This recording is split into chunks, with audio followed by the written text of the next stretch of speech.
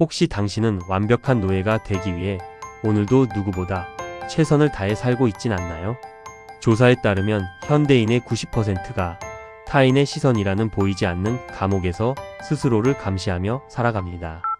내 감정의 리모컨을 남에게 쥐어주고 그들이 누르는 버튼에 따라 울고 웃는다면 그것이 노예가 아니면 무엇일까요? 로마의 노예 철학자 에픽테토스는 자유롭고 싶다면 먼저 당신의 손이 닿지 않는 것을 포기하라고 말했습니다. 밤 11시 청년 민수씨의 손가락은 SNS 위를 쉴 새 없이 움직입니다. 화면 속 친구는 해외여행 중이고 동기는 대기업 사원증을 찍어 올렸죠.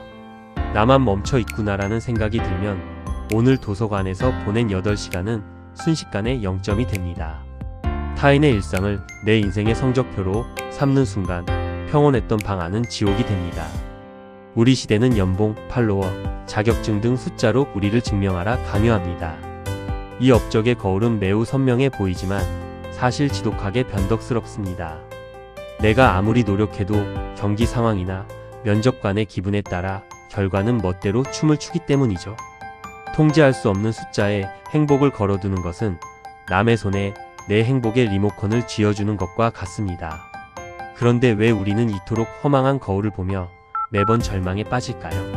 이것은 단순한 감정의 문제가 아니라 심리학적으로 아주 위험한 신호입니다. 심리학은 이를 학습된 무기력이라는 키워드로 설명합니다. 우리가 왜 시도조차 두려워하게 되는지 그 무서운 심리적 메커니즘을 파헤쳐 볼까요? 반복되는 실패와 통제 불능한 상황을 겪으면 우리 뇌는 아무리 해도 안 돼라는 결론을 내리게 됩니다. 이것이 마틴 셀리그만이 말한 학습된 무기력이며 완벽주의 성향이 강할수록 결과가 나쁘면 내 가치도 0점이라는 생각에 이 늪은 더 깊어집니다. 에너지가 밖으로만 새어나가니 내면은 번아웃 상태가 되고 시도조차 두려워지는 것은 당신의 의지가 약해서가 아니라 에너지를 엉뚱한 곳에 쓰고 있었기 때문입니다. 이 절망의 늪에서 우리를 건져낼 한마디, 세상을 단칼에 반으로 자르라는 말의 의미는 무엇일까요? 로마의 노예였던 에픽테토스는 다리가 부러지는 고문 속에서도 경이로울 만큼 평온했습니다. 그는 주인이 내 다리는 부러뜨릴 수 있어도 나의 의지는 결코 굴복시킬 수 없다는 사실을 깨달았죠. 그는 세상을 두 범주, 즉 내가 통제할 수 있는 내면과 통제할 수 없는 외부로 단칼에 나누었습니다. 이 통제의 이분법이야말로 흔들리는 세상에서 내면의 왕국을 세우는 첫 번째 초석입니다. 에픽테토스는 우리가 목숨처럼 아끼는 신체, 재산, 명예가 사실은 내 것이 아니라고 말합니다. 그것들은 언제든 세상이 뺏어갈 수 있는 잠시 빌려온 것들에 불과하기 때문이죠. 이 사실을 인정하지 못할 때 우리는 그것을 지키려다 결국 세상의 노예가 되고 맙니다. 하지만 내가 통제할 수 있는 내면의 영역을 선포하는 순간 노예였던 그는 그 어떤 황제보다 더 완벽한 자유를 누렸습니다. 에픽테토스는 단호합니다. 우리의 판단, 의도, 욕망만이 온전히 우리 것입니다. 반면 신체, 평판, 사회적 지위는 우리가 조절할 수 없는 외부의 영역이죠. 내가 어찌할 수 없는 타인의 마음이나 이미 지나간 과거의 후회에 에너지를 쓰는 것은 밑빠진 독에 물을 붓는 것과 같습니다. 이 선만 명확히 그어도 우리 인생은 놀라울 정도로 단순하고 명쾌해집니다. 우리의 진정한 힘은 지금 내가 무엇을 생각하고 어떤 태도를 취할 것인가를 결정하는 선택권에 있습니다. SNS 속 화려한 사진이 자극을 줄 때 그것을 보고 부러워할지 아니면 나의 책 한 페이지에 집중할지 결정하는 바로 그 힘이죠. 철학은 이것을 프로아이레시스라고 부르며 이 힘을 사용하는 순간 당신은 인생의 주도권을 되찾게 됩니다. 내가 할 수 있는 일에만 집중한다. 이 단순한 원칙이 결과가 중요한 세상에서 정말 가능할까요? 이제 실패해도 성공하는 궁수의 비법을 통해 그 해답을 확인해 보겠습니다. 스토아 철학자 키케로는 최고의 궁수 비유를 통해 이 지혜를 설명합니다. 궁수가 할 수 있는 최선은 활을 정성껏 닫고 조준하여 시위를 당기는 것 뿐입니다. 화살이 시위를 떠난 순간부터 갑자기 부는 바람이나 관역의 움직임은 더 이상 궁수의 소관이 아니죠. 관역을 마치지 못했어도 자신의 모든 정성을 쏟아 조준했다면 그는 이미 실패한 궁수가 아닙니다.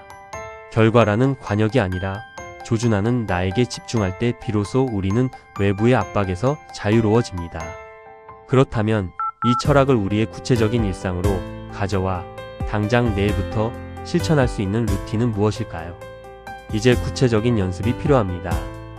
아침에는 오늘 내 뜻대로 안 되는 일이 생길 것이다 라고 미리 예고장을 쓰고, 저녁에는 오늘 나는 통제 가능한 것에 집중했는가 라고 자문해 보세요.